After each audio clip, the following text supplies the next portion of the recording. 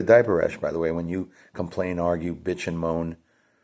They like you, warts and all, WARTS. So I have complained on numerous occasions, reminding them essentially, guys, guys, guys. Oh, how is it? Guys, talking about myself. It is not good for a man to be alone.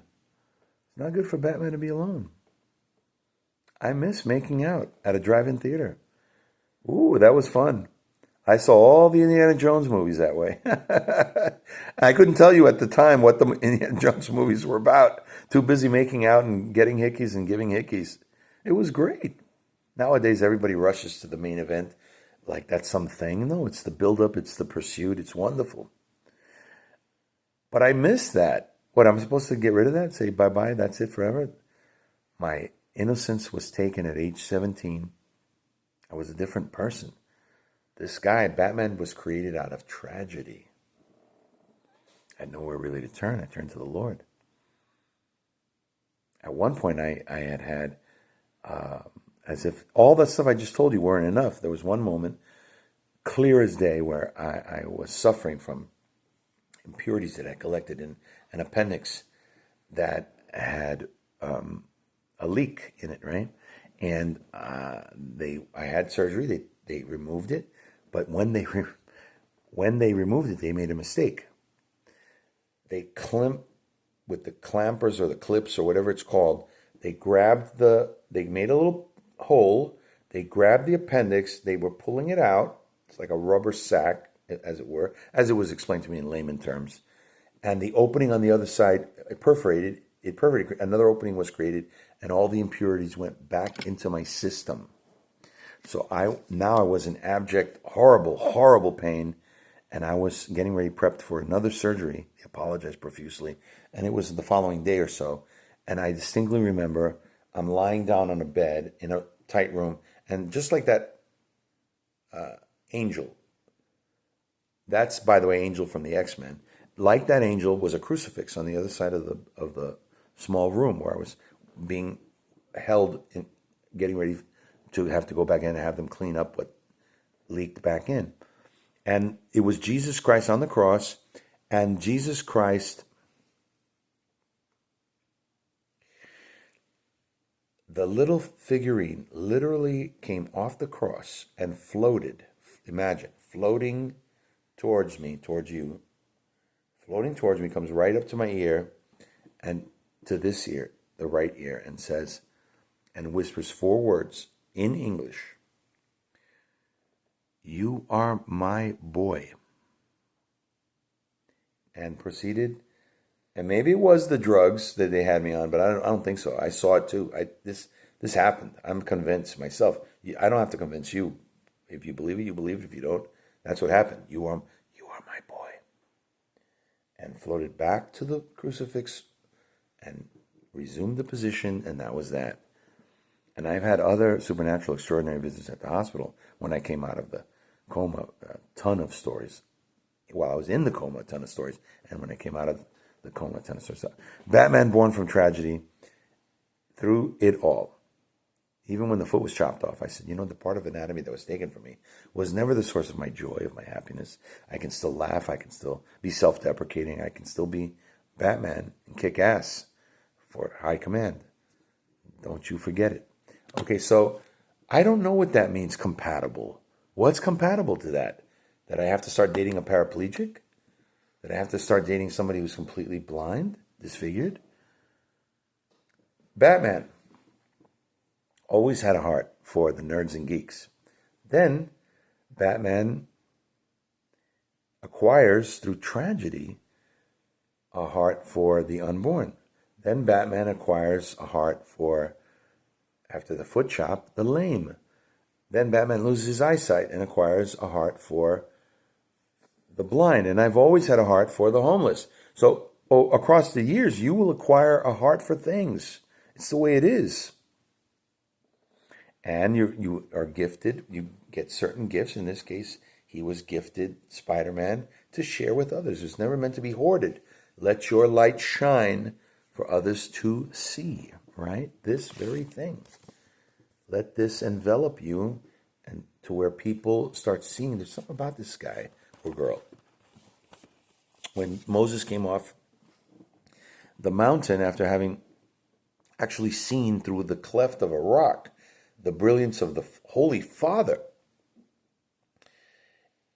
the scene of take your sandals off, take those expensive Air Jordans off because the ground you are standing on is holy. They'll be swallowed up as things that don't pass from here to there.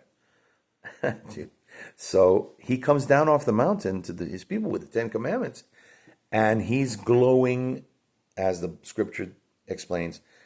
He looked like a space alien. He looked like Close Encounters of the Third Kind when he came off. The light will shine off you. People are going to say, well, there's something about this person. That's going to lead us to another thing, a big, big moment of Trump derangement syndrome. The enemy has infiltrated where Batman works. Enemy infiltration now. I'm on notice. I've been put on notice. I'm with spider senses with more feeling about what's happening in and around Batman on a daily basis because these are attacks. The enemy's not happy that I'm there. I was placed there. Right person, right place, right time for just such a time. During the weekend of the month number 4 of the blockbuster record attendance, just as an example. Okay, I am where I'm supposed to be. All right.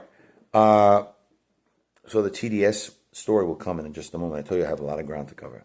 But so I really don't know the answer to that. Am I supposed to give up?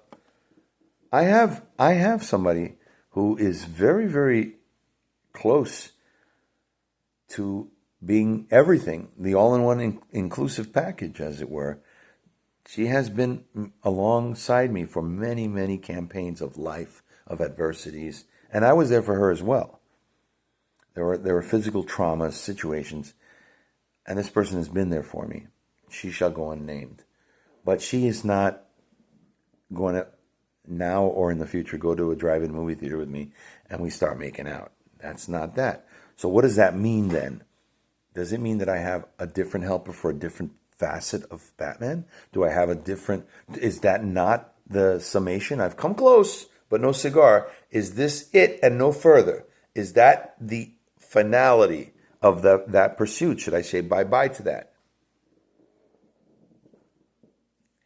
I don't know. I keep trying. I keep saying it is not good for man to be alone. So the movie had struck a personal chord with me.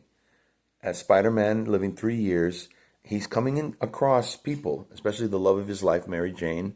They're married in real life, Tom Holland and Zendaya. And you can see the chemistry in the movie is wonderful. And I didn't think much of them as actors before this. But in this one, you see the chemistry is beautiful. It's really awesome, the movie. Okay, let me go through. We're going to be covering a Bible verse talking about, it's in the book of Daniel, chapter 2, and it's talking about how these statues, these monuments to elegance and glory that are being built or have been built, that it starts off beautiful, golden, and then across the eras, the timelines, there gets to a point where the feet, the platform, if it's an animal, it's the paw, but it's the foot, if it's a soldier, they are suffering damage, wear and tear. The Bible refers to it as iron and rotted material like wood. That then can crumble the whole thing and bring the whole thing crashing down. It has to be maintained. You look at the reflecting pool that was damaged through the left, hired goons, men of lawlessness who are flying around not held accountable, but the day is coming. There's a cool editorial cartoon that will be part of everything that I'm sharing here, where Fauci is before God, before the judgment seat, Jesus looking from the seat, and Fauci saying, I plead the fifth. And Jesus says to him in the editorial cartoon, that doesn't work here. You can't hide anything from high command. They already know more about you than you. You can't talk your way out of that.